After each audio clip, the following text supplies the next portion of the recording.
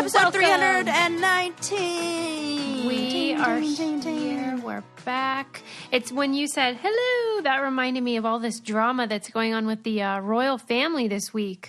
Yeah, Ooh, what the Lord. heck's up? What's the heck's up with that? I'm so into it. The magazine covers keep trying to do this thing where they're making me think that it's Kate Middleton and Meghan Markle in a fight, and then I read it, and it's like, that's not the case. Right, of course. They just show the women because that's what we do. Oh, Yeah. I didn't even think about it like that. Oh, Yeah. You're right, Suze. Well, allegedly, Will had an affair with Kate's best friend, Rose. Yes. And, Had a child. Right? yeah, it's this whole scene. I don't know. Is this legit? I think he maybe hooked up with his, yeah, I think so. And like this is an actual like genetic with like match? Like Oh, you're saying that he was the father of her Yeah. kid? No, I Yeah. don't think that. I think they just had an that's affair. what I read.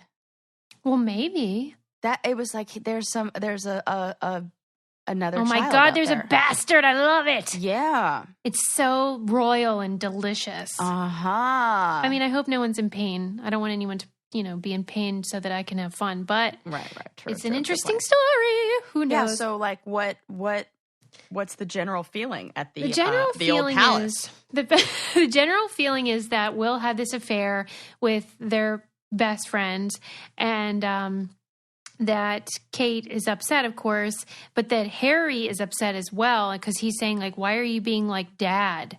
Like, Oh, whoa. I got things confused. I thought this was like Dad because I thought, Will, like as in Prince William and Yeah. oh my gosh. Okay, I'm like wrapping my head around this. I was totally confusing this with a story about their dad who Charles, right? Yes, that's what I was referring to, or there's some love child from that. Oh my God, I'm into that too. That's interesting. Yeah. Okay, so I didn't Ooh. even know this. So Prince William has an affair? Allegedly. Oh. With Kate's best friend, Rose. No. Oh, God. I had a totally different story in my head. I was just like nodding along, like, without really listening to the details. And then I was This like, is why you're great. like record scratch. And I was like, wait a sec. Did I hear just what I thought I heard? We need to break Maybe this you're down. wondering, well, I got myself in this position. Yeah, that's exactly. The little narrator in the back. Oh, Suze, that's hilarious.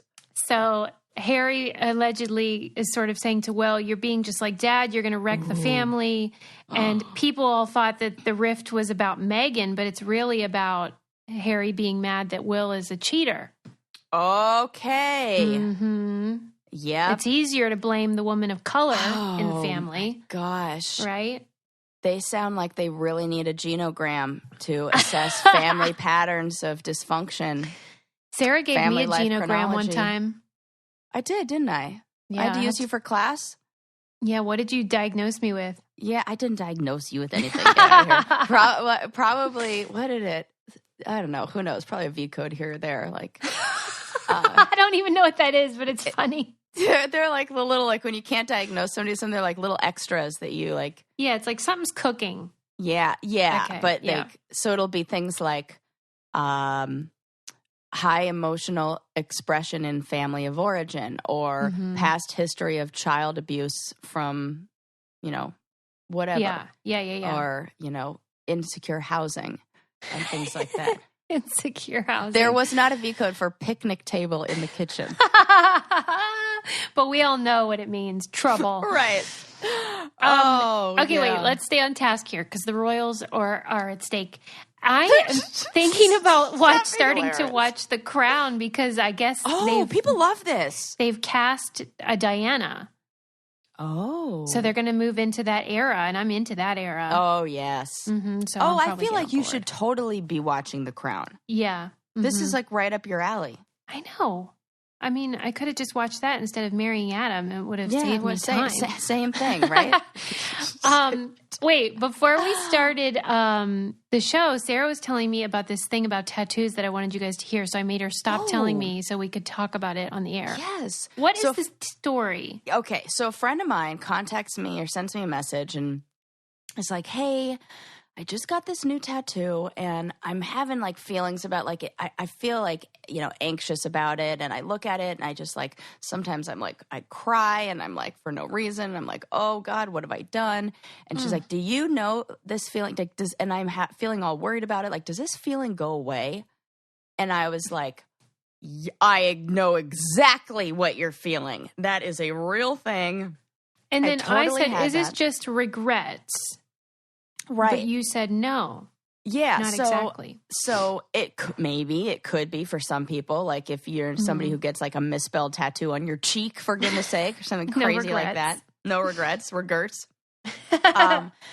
And so I recognize this feeling and I can relate to this feeling. And the time I had it when I was in Thailand, the last tattoo I got done, I had some clouds, like just some parts filled in. And really it was a cover up of another tattoo underneath that like wasn't as nice. And I needed like the lines cleaned up a little bit and some stuff added and blended in a little more. And so it wasn't like I was going out and getting something huge or like totally changing things or something. But I got it done. And then I looked in the mirror and I felt this like panic feeling. Like, oh my God, like, now I'm the girl with tattoos. Like this is who I am now. There's no going back. And the crazy thing is, it's like, it really was not like, if I showed you the before and after picture, I'm like, Sarah, there's like no difference. You're still fully sleeved and you added like maybe it's 1 weird inch of. That's when you thought you became the tattoo person. Right. It's totally weird. So in thinking about her telling me this or asking me this question and me relating to it so, you know, on such a deep level, I was thinking about anxiety, and it occurred to me that I got that tattoo done when I had just gotten kicked off the show, one of the challenges, and I was like cruising around Thailand, but definitely living with some anxiety about like the show coming out, getting kicked off. Also, I didn't know they were kind of like keeping me around because they were thinking maybe they'd like replace anybody else who got me with somebody else who got kicked off, and like I'd have a chance to go back in the house. So it was kind of like living on edge this whole time of like, and it's just a place of high anxiety and like high stress, you know, even in Thailand and on like this, you know, quote unquote vacation. And, so in talking to her, I realized like, okay, this is just one of those moments where there's anxiety in another part of our lives. And when we have change, like when something big changes, it's really easy to point to, and this happens with in a whole bunch of different situations. It's really easy to point to the thing that's super obvious of like the change that just happened as like, that's where my anxiety is coming from.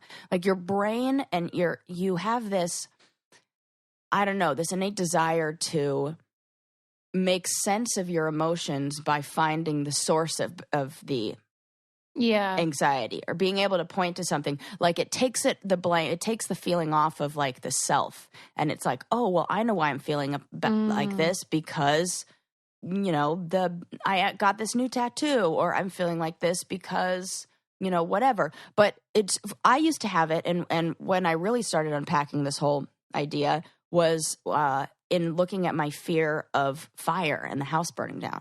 Yeah.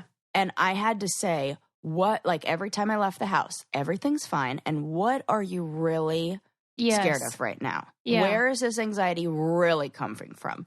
It was usually I'm about to go into class and maybe I didn't read that day and I'm anxious about, you know, being like put on the spot and asked a question I don't know the answer to, or I'm about to go to a wine dinner with Landon and I'm just nervous because I get tons of anxiety in social settings. And so it's like that stuff. But that is so hard because it takes some real like deep self-reflection and self-awareness to recognize like what causes the stress. So we just point to the easiest thing. Oh, I know I'm stressed out because the house must be about to burn down. Do you think that it might be the case too that the reason one would get a tattoo sometimes is out of that same anxiety that already exists? Yes, so Maybe. Well, and that's interesting because that's something else that I told her was that the more personal the tattoo, the stronger that feeling is. I felt like that feeling was stronger for me, when I had put a lot of thought and that you are right. I didn't even think about that. We have to look at what the timeline of like where everything within context, you know? Because the anxiety may have been present before you got the tattoo. And then you kind of thought the tattoo would add something good. Yeah. And then the anxiety was still there. So then you think it's from the tattoo. And the only situation where this doesn't apply is if you get bangs, because that anxiety is definitely about those bangs, girl. They do not look good. I want to clarify my comments about bangs. First, the one thing you won't regret is getting new sheets from Brooklinen. Oh, I'm getting all new ones. Me over here. Yeah, She's pulling the trigger. I already did. Done. Everything's ordered. I'm so happy for you. Yeah, I'll take pics. Yes. Okay. You spend a third of your life in sheets, so why don't get a bedding upgrade? And you can get that feeling of the 5-star hotel sheets, but you don't have to spend an arm and a leg. And these sheets are really soft. They feel really nice. They wash really well, and they keep getting better over time. And they don't have that crazy markup of luxury sheets that they typically have. And you can mix and match over 25 colors and patterns to make your bedroom right. It's great for kids. Like, you could get stripes and polka dots and mix and match, and their room looks really cute with all the colors. My Brooklinen sheets are the best, most comfortable sheets I've ever slept on, and now it's your turn for an upgrade. Brooklinen.com is giving an exclusive offer just for our listeners. Get 10% off your first order and free shipping when you use promo code BRAIN at Brooklinen.com. Brooklinen is so confident in their product that all their sheets, comforters, and towels come with a lifetime warranty. The only way to get 10% off your first order and free shipping is to use promo code BRAIN at Brooklinen.com. That's BROOKLINEN.com, promo code BRAIN. Brooklinen, these are the best sheets ever. Did this company start out of Brooklyn? Oh, that's a very good question. If the answer is yes, then that is the most clever name. I just put that together. I was like, I think they did. And how clever. And how dumb are we to not think of right? it? I was like, wait a sec.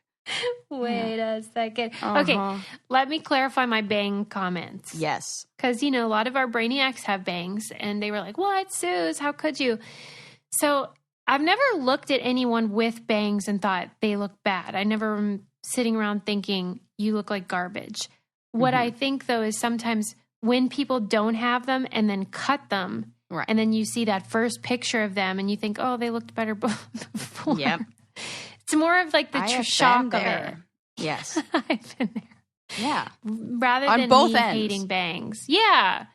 Yeah, because I have a friend, shout out to Nikki, who looks so good with bangs. And all of her daughters have bangs and they look great. Oh, they're cute as heck. And, that's not what we're saying here. But if I cut bangs, you would be like, oh, that's fine, but you look worse. Don't do that. I won't. Okay, good. I'll make other bad choices, but not that one. You know what's so funny? I was looking at, I was reading Twitter. Reading Twitter? Is that what you say? Scrolling through Twitter? I don't know. Sure. But Minnie Driver is somebody who I follow, and she follows me. Thank you. And little brag. And somebody commented to her and was like, oh, Minnie Driver, oh my gosh, the only woman who can pull off curly bangs. And she wrote under that comment, nobody can pull off curly bangs, including me. And it was real funny because I was like, that's a funny answer. And I do feel bad for women that have that problem with the bang curly thing. Yeah, that's me. That's why I don't do bangs, because it looks crazy as soon as you go in any humid temperature if you are a curly-haired gal. If you had bangs, you would have to straighten them every day or something? Yeah, blow them with that round brush. Okay. I remember when I was in like second grade, maybe third grade, the really cool girl in school got her bangs permed into like the perfect little like curl, like little bump. It was perfect. And I was like, how do you do that? And she's like, it's a perm. I was like, man, one day I'll get a perm. So one day I got a perm. Oh, no. That was a mistake. What happened? Curly-haired girls should not. It was basically like they reversed the curl pattern of my hair. And my hair was like, what? what? This isn't the direction we've been going. And it made my hair just a frizzy mess. I was older when I did this, but it was a hair mistake, a hair regret. Did the stylist ever at the time say maybe you shouldn't? No, you know why? Because it was a time when, oh God, this was all a mistake. It was a time when I was going to like hair schools to get my hair done. Mm-hmm. And they were just like students who were learning. That hurts. Yeah. Great for haircuts, great for color. Probably not the best for, chemical, if you have a complicated procedure going on. Don't do that. No, you got to pay the premium on that one. Yeah. Yes. Yep. That was, so. All right. Well, I'm glad we covered all that. I really am. Like, I think that's a very interesting human experience where it seems so simple. Like, oh, she got a tattoo and she regrets it. But there may be more to that. Totally. And just to understand that this is a real feeling that other people have too. And that like and I think it's important to explore anytime we have these big emotional, like anytime we feel flooded with emotion, whatever it may be, it's important to like take a step back and picture ourselves almost like floating above, looking down, able to have more perspective on the situation, going like, okay, what's really going on here? And can we zoom out a little more to look at more things that could be contributing to this? And it just gives it gives you a lot more compassion for yourself. Yeah. And we all need that. Yeah. And we do all need to kind of look at ourselves from that, aerial view. Yep. I on a small scale, I had that the other day. I looked in the mirror. I was wearing jeans that I thought were cute. And then I saw myself as other people would. And I was like, ooh, no, they're not. And I took them right off. What? Why? Why did you think they weren't? What do you think they wasn't cute about when them? You get used to seeing yourself a certain way and then so you just think it looks fine. But then there just something happened with my eyeballs. And I was like, oh, no, wait, that does not look good. Oh, well, like what color were they? Regular jeans? Yeah, regular jeans. The cut was not. They were.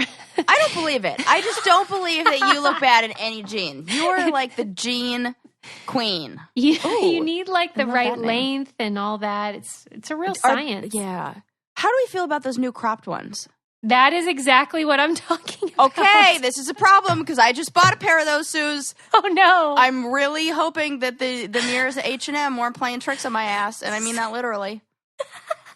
That is what happened, where I was like, yeah, these are cute. All these people wear them. And then I stepped back and was like, wait a minute. No, I don't believe it. I'm going to be the judge of that. You're going to have to let me judge. You're going to put them on after this, and I'm going to give you the yay or nay. I'll give you a fashion show. Yes. Oh, I love a fashion show. But Speaking I totally of bought those. Clothes, there was this headline the other day about a school principal who decided to create a dress code for the parents picking the kids up. Oh, okay. Okay. So the dress code was basically saying stop wearing your pajamas and stop wearing wraps around your head and things like that. No. See? Okay. Now, but let me say too. Okay, I don't like this. The principal is a woman of color. Okay. So that should be taken into consideration. Okay. However, the rules overwhelmingly will affect people that don't have a lot of money, as well as people who have hair that they don't want to get wet or, where they want to protect from the elements of some kind, which would affect people that, black people more than white people. Yep. So what do you think about this? I mean, if it were a white principal, I'd be like, nope. Yeah, definitely kick him out of there, fire his ass. But, I think I wonder if maybe I feel the same. I feel like you can't really, like, I don't like when people police other people's me neither. Clothes and I feel like if you want to address those things, then you have to come at it from a different angle. You can't just say like, because wouldn't it be great if everybody had the time to like wake up in the morning, sure, do their hair, get dressed, do all that. But no, maybe this person works the night shift and they just are waking up to taking their kid to school and have to then go right back to bed to try to get some rest before their, big long day.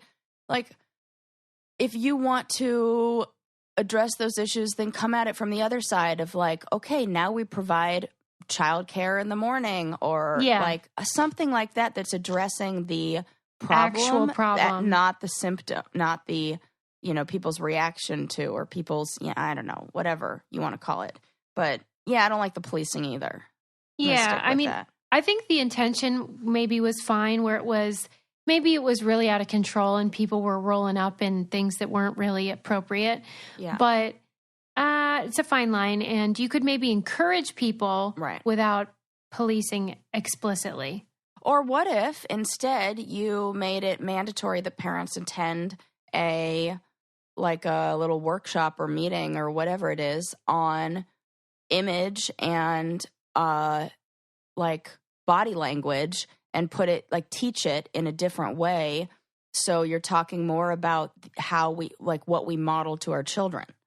That would have to be done very carefully. Yeah. Because it would take the same tone of, like, it being poor is a crime, or it's right. It always comes down right. It always comes down to that. Another crime that you have to watch is people trying to break into your house. Yeah. And that's fine if you want to police that, because Ring is going to help you make your neighborhood safer, make your house safer, because they have smart video doorbells and cameras that protect millions of people everywhere. If you guys don't have one of these, they're so great. We just gave one to our pool guy because he's so nice. And Adam loves the pool guy. Yes, his best friend, Jesus. Yep. And Jesus was saying that their neighborhood has had a lot of break-ins and that he was nervous about it. And we were like, oh, we got you. So we gave him a Ring smart video doorbell and camera, and it has a video and two-way audio feature that goes through your phone, so you can say to the Amazon guy, hey, just leave that there, or if someone's at your door and you're like, who the heck is that, you can talk to them right from your phone no matter where you are. And as a listener, you have a special offer on a Ring starter kit available right now. With a video doorbell and motion-activated floodlight cam, the starter kit is everything you need to start building a ring of security around your home. Just go to ring.com/braincandy. That's ring.com/braincandy. Keep you safe out there. Yeah. But yeah, I don't feel real good about it. But, yeah. Yeah. I don't know. Oh, because it does always just let people live their lives, for Christ's sake. Yeah, because what's the harm, really? What is the harm? There's bigger fish to fry. And when so many kids are food insecure and all that stuff, don't worry about what their parents are wearing. Jeez. Yeah. Good point. You know, and the only thing I would say is that I would, if there were ever and this is where I thought you were going with this, that if it were like inappropriate as far as like revealing clothing. Sure. Yeah. Then it would be, I'm like, you know, mom with their bags all hanging out when there's junior high boys present who are dealing with a lot of hormones. Maybe put those girls away. There are plenty of those people too. I've never seen anyone. And that is in every school district, in every, that neighborhood. crosses all class lines. Yes. And also to add to this, then the pickup and drop off in the elementary schools in Orange County look very similar, where the women are in their, and men sometimes, are in their pajamas, it's the same thing. They're in, they're just yoga pants instead of, or like Lululemon instead of whatever. Yeah, and right. They're still your pajamas, girl. So yeah, on this list of rules it said no leggings, and I was actually surprised by that because come on. Well, there you go. Every single mom in Orange County would violate that dress code. I can't quite figure out what the big deal is when people wear leggings. As far as why is that so different than tight jeans? That's a good. I really do think it's because some people don't realize how transparent they are. Yeah. Okay, so it's more about the fabric than the style? Yeah, I think so. Okay. Because you can wear those, what do they call them? They call them like point pants. Mm-hmm. Pointe, I think. Yeah. That are just really like the black ones from, what's that brand we love? Fabletics. That are just like a thicker material. They're pants, but it's just the thin pants that as soon as you bend over to pick something up, we're like, whoa, I can see everything. Did you read about the mom who wrote an open letter to young girls saying, "Stop tempting my boys by wearing leggings to school and church"? Oh, God. It's for real. This is a Catholic woman, and she was saying that her boys cannot handle that kind of temptation. Okay. Yeah. See, this is another one of those things where we're putting it on girls like it's our fault. Right. God forbid. Mm-hmm. Meanwhile, they're definitely downloading porn, Linda. Linda. Right. It was probably written by Linda. Yes. Fuck Have her. I mentioned on here that my supervisor for one of my programs that I do is named Linda, and she's like the most lovely woman on the planet who would never ever write a mean letter and is just great. And every time I see her, I send her an email and I'll be like, "Hi, Linda," and I'm just like, oh, I'm laughing to myself. Does it make you kind of love Linda more? Yes. Both Lindas. The imaginary one who hates cursing and writes angry letters to everybody. She's not and imaginary. The lovely one. Right. I forget that too. Oh my gosh, she is a real person. Yes. That's right. I forget that. I thought we just Right. After 319 episodes, Suze, I forgot about episode 5 in which Linda scolded us for our fucking insanely badass mouths. Right. Linda wrote us a scathing email telling us to clean up our act and keep that potty language out of our mouths. And we told her to fuck off. Yes, we did. Sorry, Linda. Sorry, not sorry. Except now I'm seeing all these adorable little brainiacs who listen to the episode. And I'm like, oh, I got to stop cursing. But I hear that they do like an explicit... They'll like mute the explicit episodes, but then I'm like, are all of our episodes explicit? Well, like I think they are technically. Yeah. Do you think we should stop swearing in addition to stop saying like? Fuck no. That's out of the question. You know, it's one of those things where I couldn't. It would be too difficult to make. And as soon as I bring my awareness to it, like to try to stop, I'm going to do it more. What's your favorite swear word? Oh, I think I like... Well, do you know yours right off the top of your head? The one that makes me laugh the most is bitchin'. Bitch. Oh, I do love bitchin'. God, it's so bitchin'. Funny to be like, I love your bitchin' socks. That is such a good one. Oh, that's a bitchin' jacket. Yes, we should say that more. Really, fuck is the best swear word because it's a verb and an adjective and a noun. It's just like everything. That's definitely the best one. I mean, I feel like it's the easy answer, but it's my favorite. It just is because good. you can like put different. Yeah, you could use it for so much. My second favorite would probably be jackass. I love calling people dickhead. Jackass. It's fucking dickhead. Yeah. You do. You say that a lot. I do. I just realized, like, as I'm sitting here thinking about it, I do say that a lot. I'm like, oh, this dickhead over here. Yes. It's kind of like you saying jackass. It's so good. Yeah, I love those. I do not love bitch, I will say, despite our badass bitches segment. I don't like it as a verb. She's a bitch. Like she's bitching. Yeah, I don't like it. You know what? That's true. I don't really. Oh, she's a total bitch. But bitchin'. Like that's a good one. Yeah, positive.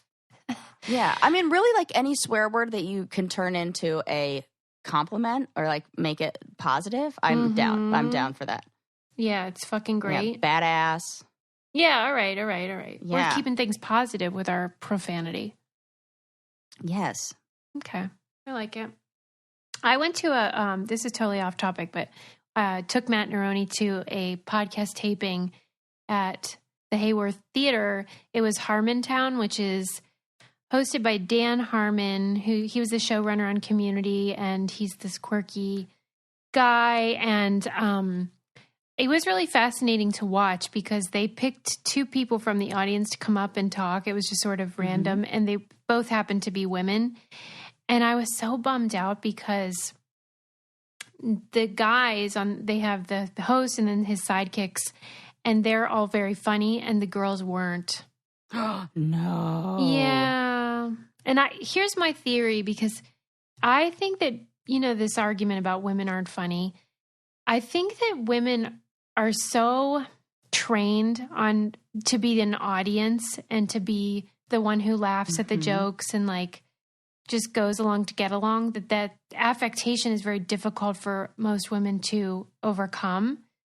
Because they were very agreeable and they laughed a lot. Okay. But they weren't funny. I'm wondering if, do you find that the females that you know that are funny have a more masculine energy? Yeah. Yeah, I think that's it too. I think it's like, you know, there's a language that we speak in, and the language is either a masculine language or a feminine language. And it can be, you could be a guy who speaks in a more feminine language. It comes down to, I'm going to get this right. Let me make sure. Do you want your feelings, like your emotions and feelings cared for, or your thoughts and ideas respected? Mm-hmm. And depending on how you answer that, determines whether you have a more feminine or masculine way of speaking. Yeah. Okay. Yeah. Well, I want to be respected. That's my answer, and that's the more masculine one, obviously. Right, and that's why we're fucking hilarious. Right. Duh. Hello. Duh. But okay. I mean, it just bummed me out more than anything. Because I was like, come on, be funny, you got this. And then they just defaulted into that sort of prototype of a girl or a woman. Yeah. I'm like, man, come on. Did they have a more feminine energy? Well, I found out afterwards that one of the women on stage was trans. I didn't know that at the time. Okay, so then maybe there's I don't want to say overcompensation because that's totally not correct, and that is not what I'm saying at all. Well, just embracing the feminine style. Yes. Which in so many ways, I wish I had the ability to do.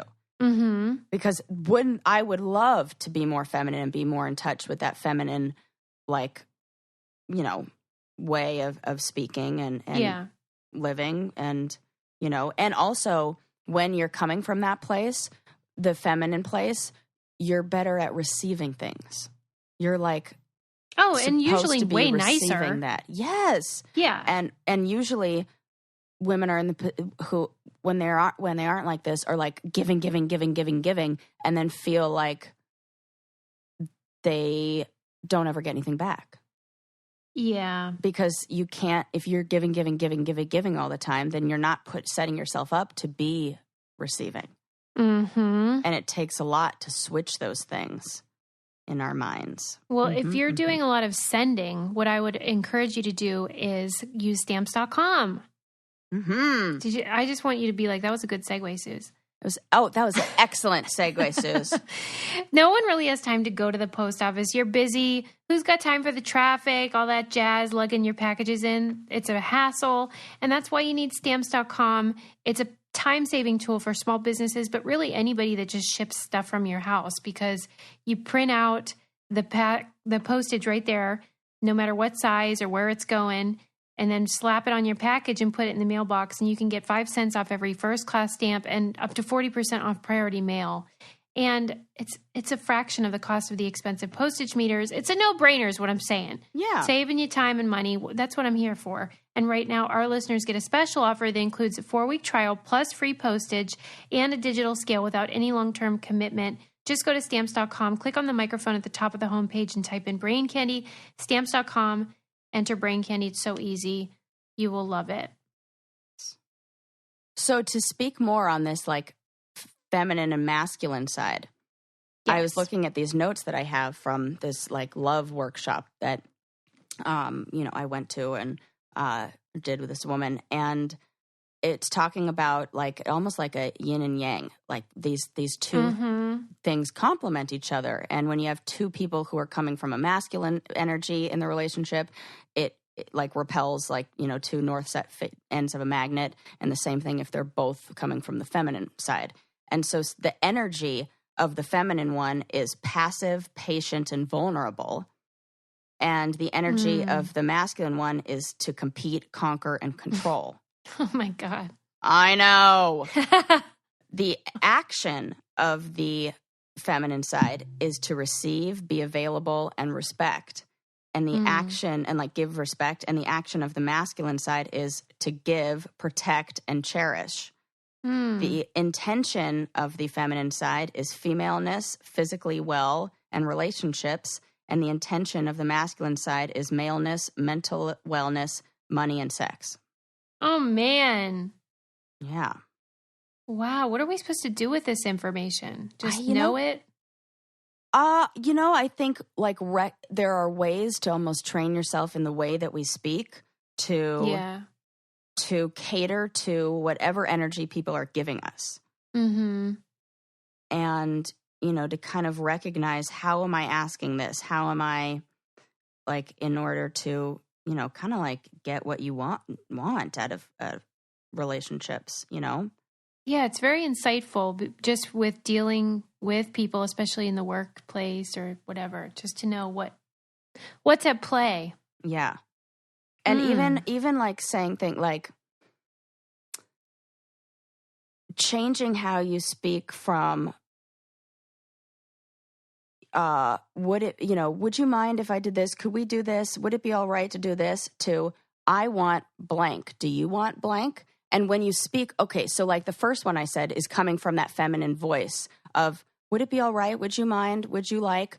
Which is great, but may not get the response from the masculine energy that you want. Like they don't understand that. It's like very wishy-washy. It's not cut and dry. It's not very clear. So if you want to, say that in a different way that matches a more masculine energy, you would say, I want blank. Do you want blank? Mm-hmm. Like, let me give an example of like, would you mind if I go out with my friends tonight? Mm-hmm. Versus, I want to go out with my friends tonight. Do you want to stay home? Yeah, right. The masculine energy would be like, okay, she wants to go out with her friends. Go ahead. Do I want to stay home? No, I don't. Or yes, I do. Great. End of conversation. But if you did, would it be all right if I went out with my friends? He's like, well, yeah, sure. And there's so much room for like ambiguity and more interpretation and different things, because in the feminine, we're like focused on different things. Yeah, like and there's more nuance. Yes. Mm-hmm. So learning how, like, okay, how can I ask this that aligns with like their way of receiving information? Sometimes it backfires, though. I can recall the week that my dad died, I had emails coming in, and I took about a day to get back to someone. Mm-hmm. And I took that tone because I obviously was in the middle of hell, and just answered the question. I wrote back and said, no, I wasn't the kind of thing where you write, dear so-and-so, blah, blah, blah. Right. Sincerely, Susie. It was just abrupt, sort of like, yeah, we'll get that to you by Friday. And he wrote back angry and was like, thanks for getting back to me so quickly and with such courtesy or whatever. And like sarcastically? Like, yeah. Oh, no. And I was like, he unleashed a lion. Yeah. That's so unacceptable. Mad because my email would have been fine even if my dad hadn't died that day, and even if I, everything was going great. Oh, and so, that's gross, because he would have not been like that if you were a dude sending that message. That's right. That's why I was like, excuse me? Because there was nothing rude about my email. It was just business. It was all, nothing flowery about it. And he was offended, and I think we're held to a different standard in that way. Yeah. So sometimes it can backfire. This is all, you hear like those in people handing out, I don't know, advice on how you should write emails or shouldn't write them, and how you should take out, like, I'm just writing to da-da-da-da. Every time I take that out, I do feel like I'm, this word that we hate, a bitch, when I write the email. And what is that about? Right. I don't have an answer. Well, I have started and I usually do. So what the hell? Right. We're usually all full of answers over here. At least a theory, but I don't. I'm like, what? I just don't know why that is, and what other language. That's where I need some training on how to do that. Well, and I think that's why we all got in the habit of using exclamation points so much, is that we wanted to make sure people could see, oh no, we're super happy and positive. Oh, gross. Now I'm annoyed at that. Why do I have to be like that? I have been curbing my use of exclamation points for that very reason. Me too. And I got a wonderful letter, really nice note from a friend of the Brain Candy podcast, David Epstein, who wrote The Sports Gene. That was our book club book a long time ago. A couple years ago. And he wrote to me saying that he has a new book coming out. And would I like a copy? And I was like, yes, can't wait to read this. And when I was writing my email back to him, I'm like, this guy's an author. I have to really care about, and I deleted like 3 exclamation points because I'm like, he's going to think I'm silly. Like I'm just an idiot. Yeah. And it sounds too like woo, woo, woo girl. Like, and that's why these are things that men just do not encounter. They're never debating whether to use an exclamation point. Oh my God, that's so true. And it drives me crazy. About a lot of stuff that we think know. About. This is the thing, this is you the hear gas a lot station about argument all over again. You're exactly right. That's what I'm saying. Is that we are always wondering, is this safe? Am I being careful? Is anyone following me? That kind of stuff. But there's also these smaller, less about safety things and more about just relationships. Am I sounding too enthusiastic? Should I be more businesslike? Should I, whatever. It's just exhausting. We are doing a lot of work in there. Patriarchy. I wonder, I know, God damn it. I wonder, though, if because we do know that women make more use of both hemispheres of the brain. Mm-hmm. That they make, really, and in that you can almost like jump to the assumption that there's more like neurological connection between the 2 hemispheres. Yeah. And maybe, I don't know, I assume, because how else would we be using both more, and or more communication between the 2? And I wonder if these kind of like mental gymnastics we're doing at all times are in a way strengthening our brains to come up with more creative solutions to things. Because I just watched a little bit of this documentary on Netflix called Creativity about a neuroscientist who's trying to unlock like the secrets to creativity of humans. And what happened is the input and exput, is that the output word? Output. I'm like, I said that wrong. Input and output areas of our brain used to be right next to each other. Like for a mouse, for example, a mouse sees food and then he goes, there's food. I'm going to eat the food. And that's it. It's real simple. And when the input and output areas of the brain are right next to each other, that there's no other option for a creative way to look at this situation. It's just, there's food, I eat the food. It's all based on these like biological, drives that an immediate satisfaction. But as the brain evolved, the areas for input and output grew further and further apart with a bunch of stuff in the middle. And there's a bunch of stuff in the middle is like forcing the brain to take a more creative route to get to the end goal of the like decision of what to do with this. So looking at the example of food, we see a watermelon. We could eat the watermelon. We could turn it into a game where we throw the watermelon back and forth to each other. We can turn it into an art project by carving away and making a cool design out of the shell. We can turn it into a basket to carry other things if we, cut it right and blah, blah, blah. So because our brain takes there are a whole bunch of different paths to take to get to the end.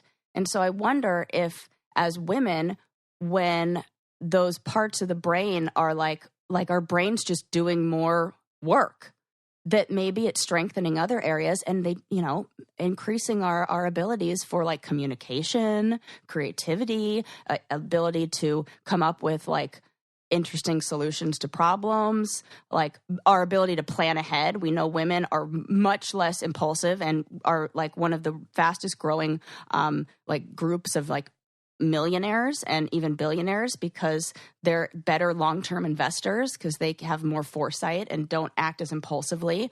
Like, could there be these unintended positive consequences to this that maybe we're just not looking at. And, I mean, I like the sound of this. Me too.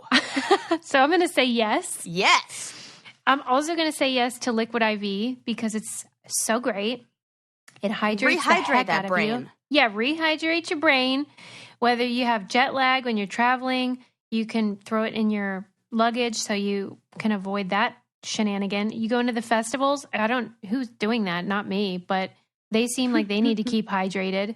And, or if you have kids that are on sports or whatever, you can throw this into your car and just have it for on the road.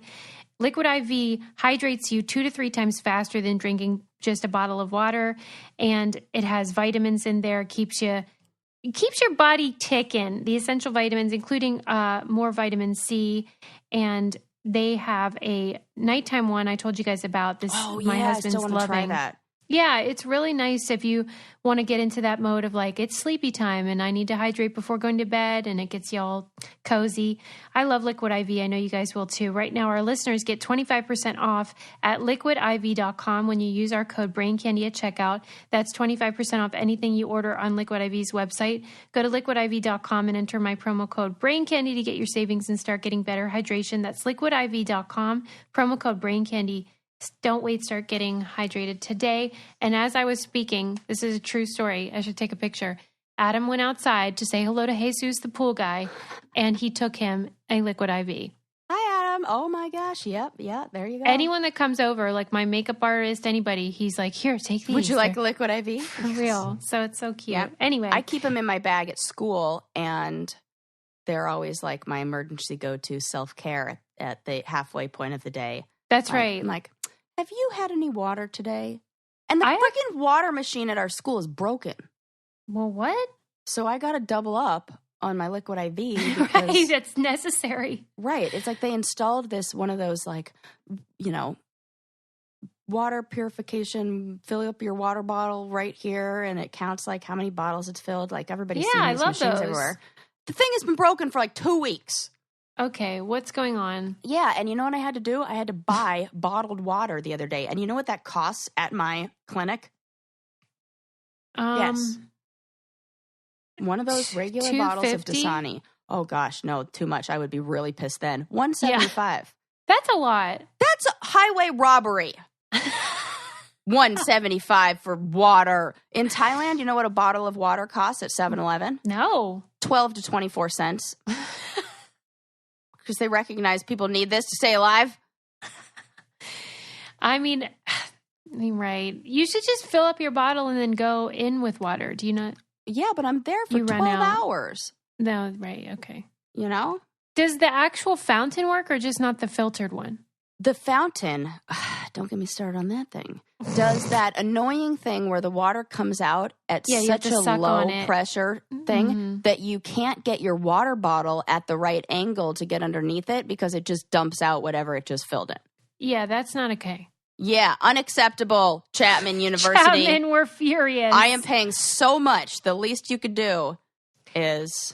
I have been getting so many great tips. I posted about this on Earth Day from Kat Ogden, who is on Real World London.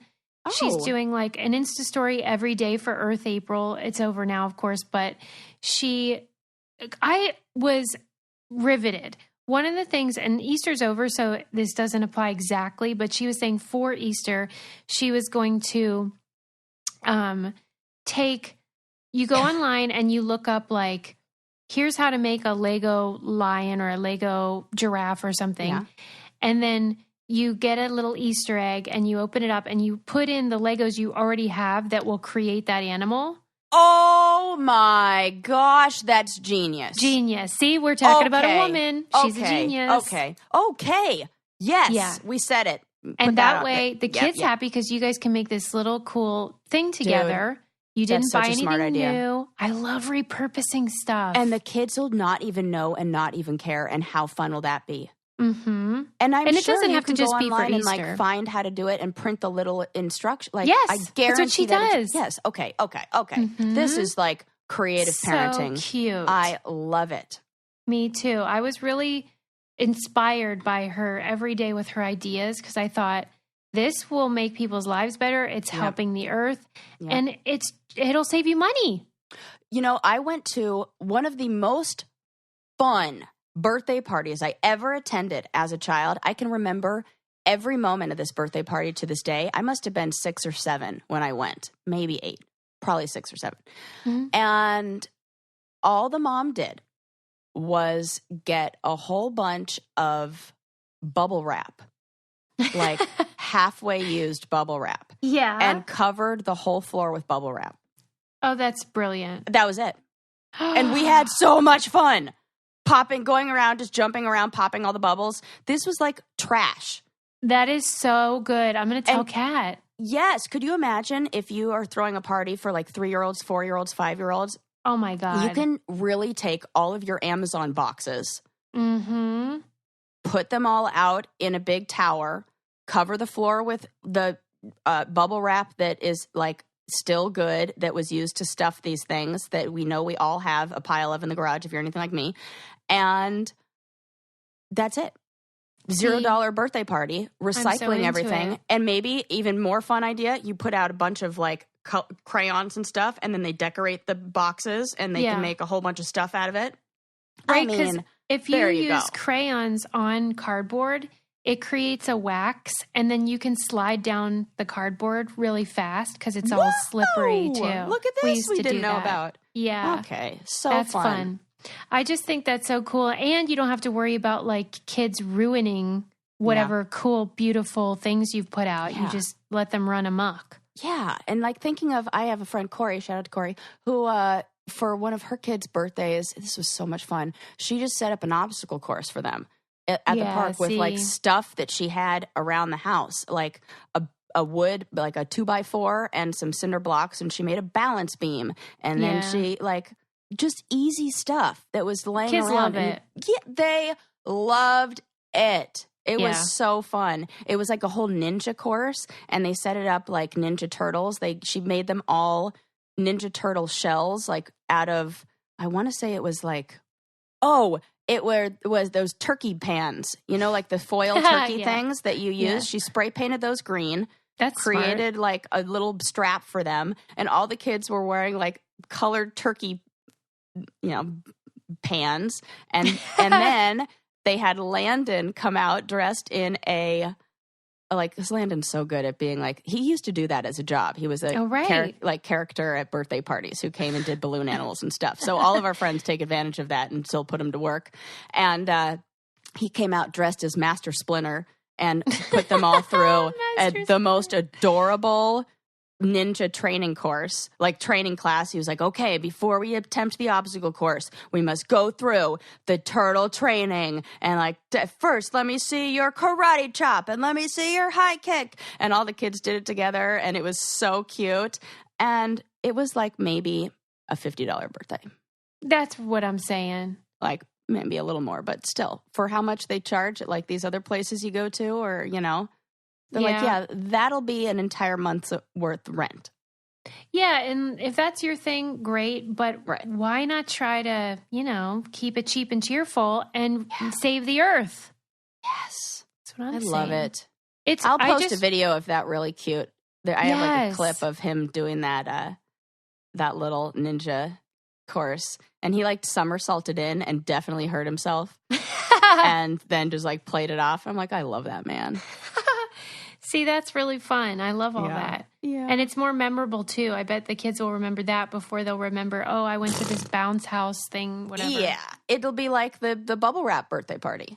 Yes. Right. I mean, it's so much fun. And we do that. We use bubble wrap in like when we're doing group workshops on like stress management, where we'll hand out a piece of bubble wrap to everybody in the room, and then we go around the room and mention like one thing that is a source of stress for us. And if you also have that in your life as a source of stress, you pop the bubble. And so you hear all the other people popping their bubble wrap, and it like normalizes your feelings of things that make you stressed. Like, same. yep. They're like, oh, and you just go pop, pop, pop, pop, pop. And you're like, oh, yes. And sometimes you pop a whole bunch because you're like, yep, me, totally. Pop, pop, pop, pop. And it just makes you, as the person who say that, feel so good when you hear all those. It's like little things like that, Right? Works. It totally works. Keep it simple. Yes. I love that. I'm going to have to follow her. You should. Kat Ogden. Kat Ogden. And I'm probably the only one watching these because, she's just a regular person. She doesn't have tons of followers or anything. Yeah. But I watch all of them because I do think it just keeps you in that frame of mind of how to be better. And I keep thinking about your great advice about comparing yourself to who you were yesterday. Yes. Because you can just do a little bit each day. Yes. And then create habits, and you just get in that mindset of, I'm trying not to use so much. I'm trying not to buy so much. I'm trying not to be wasteful. Yes. And watching her videos serves as a reminder for me. And will tomorrow me be proud of the actions that today me is taking? Mm-hmm. Those little tiny things. Yeah. It's like that. It's like you walk by a little super small, at my house, there was a piece of trash that had fallen out of my car that was in the planter. And I walked by this piece of paper for a week and a half. And then I thought to myself, tomorrow you will probably be like, Sarah, why didn't you just pick up that piece of trash? So today you should probably just pick it up. And it took all of 2 seconds. And then I didn't think about it anymore. And then I felt good. And it was one little small action that I was rewarded with a bunch of good feelings from. And then after doing that, I recognized how many times over that week and a half that I walked by it, I gave myself a little dose of anxiety and stress and feeling of guilt as I walked by and didn't pick it up. Well, because the world can feel very overwhelming and that you can't do better and it's all hopeless and everything's terrible. But if you are willing to celebrate small victories like that, then you can get excited about the progress you make, even if it's small. Yes. One of my favorite interventions and little things to do with clients in the room is especially when they're feeling like kind of what you're saying, and is make a list of 2 columns, things that you can't control and things that you can control. Mm-hmm. And that's it. Let's talk about what you can't control. Yeah. Now, what are some things that you can? And could we create something that you can control about whatever the situation is? Mm-hmm. And it's it really does help you turn the negatives into a positive and feel and that's what we all want, is control over our lives and control over, anything. Well, and I think I kind of put all of this to the side because sometimes it feels like, why should I have to try to save the earth or whatever it is that your goal is when the government or whoever isn't doing what they should be doing? Right. My small thing won't make any difference, but it's so much bigger than that. It's more about how you feel inside rather than whether or not it's making a noticeable difference on the planet Earth. Yes. Oh, and that enough people do that and have those good feelings, it's impossible for the collective whole to not then become happier. It happens in a family, when you have a family in therapy, and as every individual member becomes more self-aware and their own level of self-worth and how they perceive themselves grows, then so does their compassion and understanding for others. Conflicts are reduced, and it's almost like the problems kind of fix themselves, and everybody rearranges themselves to be more harmonious and more in line with each other because they're feeling more aligned with themselves. That is why one of the tips that I gave about following your local library, it sounds like no big whoop, but it's so much bigger because not only will you get to use their services and get books and improve your life in that way, but you're also then a part of your community. And that does feel so good. Yeah, you start to feel those good, the chemicals in your brain are saying, this is good, this is fun, life is okay. Yes. I'm really getting into, now that I've lived in, there aren't a lot of places where I've lived for, more than 2 years. Right. I kind of moved around a lot and, was, I don't know, nomadic. As you were a younger person. And now that I'm in one place, I really am starting to feel all those warm fuzzies and good feelings from connecting with my local businesses and going to places where I feel like I'm giving back to the people in my community that live there, and that I feel more connected. Yeah. Yeah. Mm-hmm. I think it really improves your life, and especially when you have kids, then you'll be able to feel like they're a part of the community too. That's I have good. strong connections to the women who wax my bikini line now. They are in my community, and I am happy to pay them every 30 days. I need to do that. I need to just if you don't dive have in. to, you don't need. I mean, it's a necessity over here. It's there's no like shaving option. Okay, yeah, but you can shave, so shave. Yeah, but doesn't it last a lot longer when you wax? Yeah, way longer. That's a really nice perk. It's the best. How often do you have to go? I mean, I just go. I have this wonderful thing I signed up for where for like $55 a month you can, and that's cheap because to get the whole thing done is usually like $65 to $70. They'll do your waxing, or if you don't want to get it that month, then they'll do a facial for you. That's a great deal. I know. So it's the best. So I alternate each month, and because I find that it usually lasts like just that kind of amount of time. So I'll go like 1 month I'll get a facial, and the next month I'll put myself through horrendous pain. And how bad are we talking here? I mean, for me, it's not that bad. I don't think it's that bad. It's bad. Do you have Who to am I kidding? It's awful. I just am. Those are lies I'm telling myself. It's not that bad. Is the lie. But I would say sugaring is far less painful than waxing. Okay.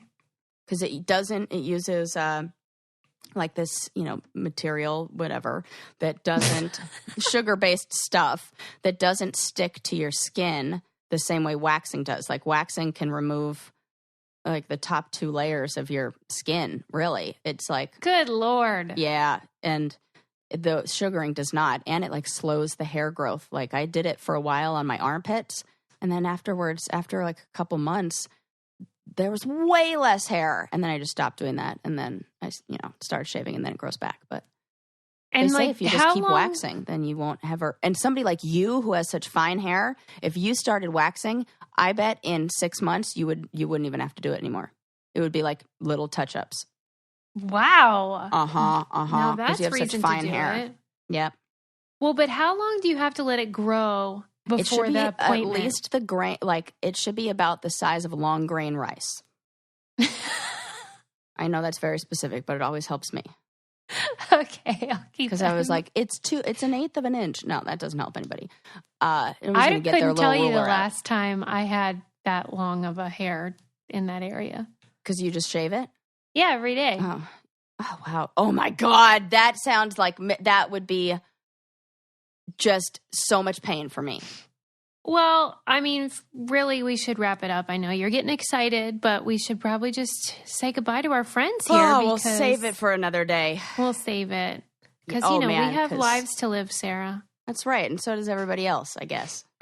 So they say. They're probably finishing up their workout, or they just arrived at work or whatever, and they need to move on. It's fine. Yeah. Don't forget to leave us a 5-star review and, subscribe, tell a friend, all that jazz. Tell like 2 friends. Yeah, please. Remember how we're in the 7 podcasts that will like make you feel better? Yeah. Did you have a friend that needs to feel better? Subscribe. Tell them to prescribe them this podcast. See, problem solved. Now we're good. We're good. We spread the love. We did good today, Sarah. I'm proud of us. Oh, thanks. Now let's go enjoy that pool that is now beautifully cleaned. All right. Bye, everybody. All right, bye.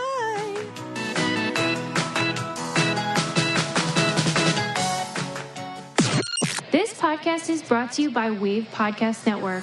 Check out all of our shows, including the Brain Candy Podcast, I Don't Get It, Coffee Convos, and Let's Talk About It.